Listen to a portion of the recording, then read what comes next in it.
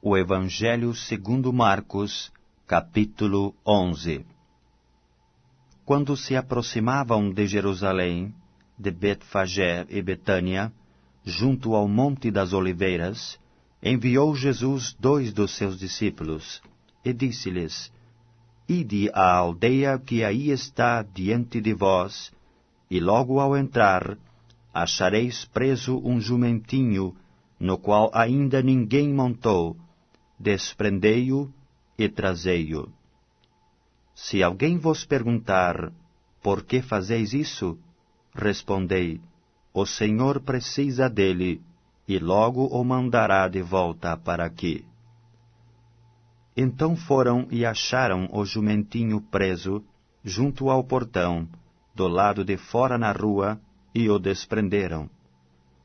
Alguns dos que ali estavam reclamaram: Que fazeis soltando o jumentinho?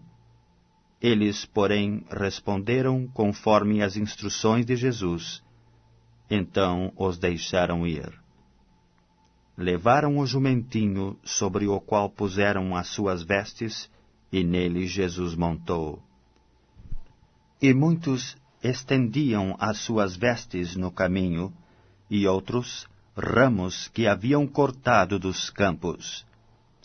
Tanto os que iam adiante dele, como os que vinham depois, clamavam: Hosana! Bendito o que vem em nome do Senhor! Bendito o reino que vem, o reino de nosso pai Davi! Hosana nas maiores alturas!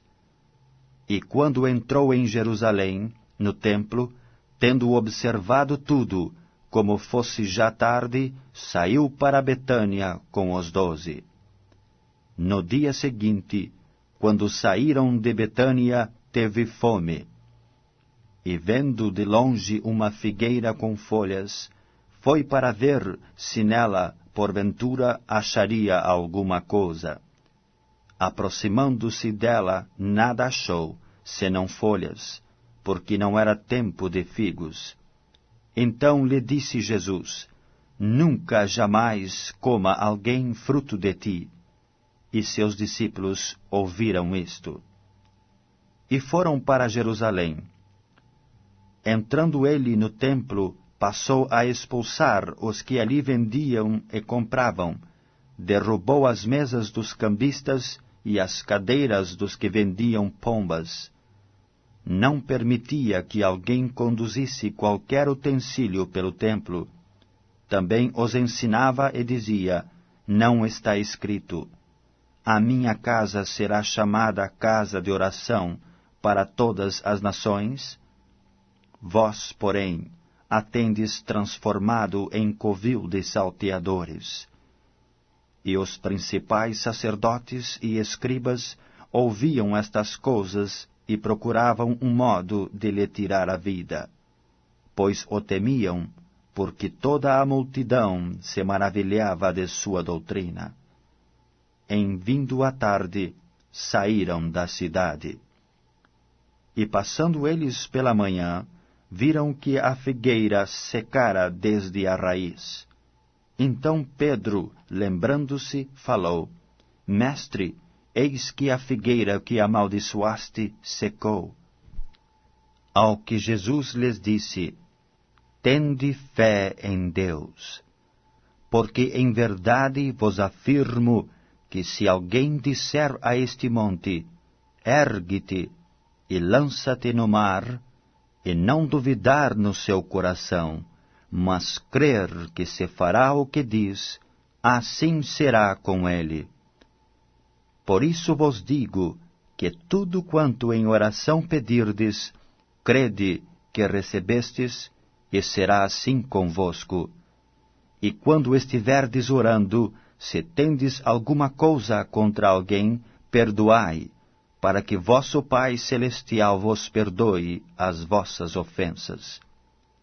Mas se não perdoardes, também vosso Pai Celeste não vos perdoará as vossas ofensas.